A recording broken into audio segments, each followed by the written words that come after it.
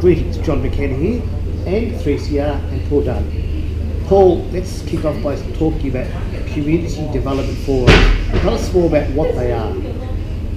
Thanks, John. We've had 3 forums, and over the course of the last half of the year, we designed them, I suppose, because we thought that there really wasn't much happening in relation to some thinking about community development practice and how it applies to disability. There's a lot of focus on individualised work and individualised planning, but not much really to do with, not much of a focus on community planning and how we build communities that include people with disabilities. So we set up 3 forums. The first one was called Greater Expectations, which is really looking about how we raise expectations about possibilities for people with disabilities to be included in community life. The second one was about called Creating Community, which was a focus on how we actually plan and work in community to change the structures and systems that often disable people. So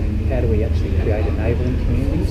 Who are the partners we need to engage in that process, and what's some of the work we need to do? And the one we're at today, which is called It Can Happen Here, Linking Individual and Community Planning, is really focused around how all the work that's happening with individuals and the planning conversations that are happening with them through the NDIS and other forums.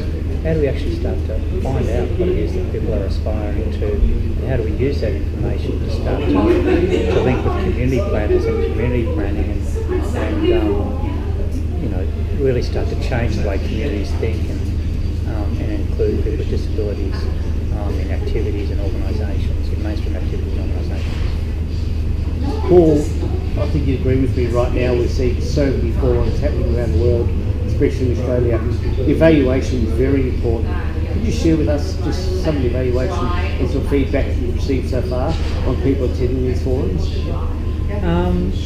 Well, you know how people can be a bit lazy filling out evaluation forms, but the stuff that we have got back is it's been very positive. People are really saying that we're sort of deepening the dialogue. Might be one way of looking at it, where people are really interested in the research perspective that we often have at the start of a forum. So the way that they're designed, we have a research perspective, we have a lived experience perspective, and we have a practice perspective, so a perspective from a service provider.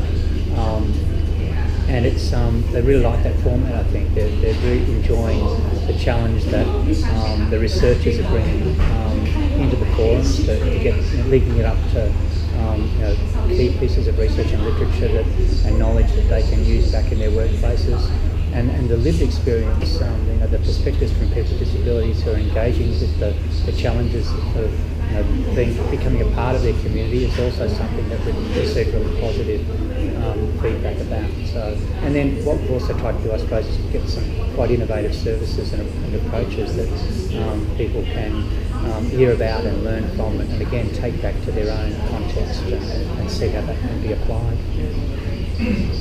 Thank you, Paul. We've been talking to Paul Dunn from Dunn about community development forums. Thanks, Paul.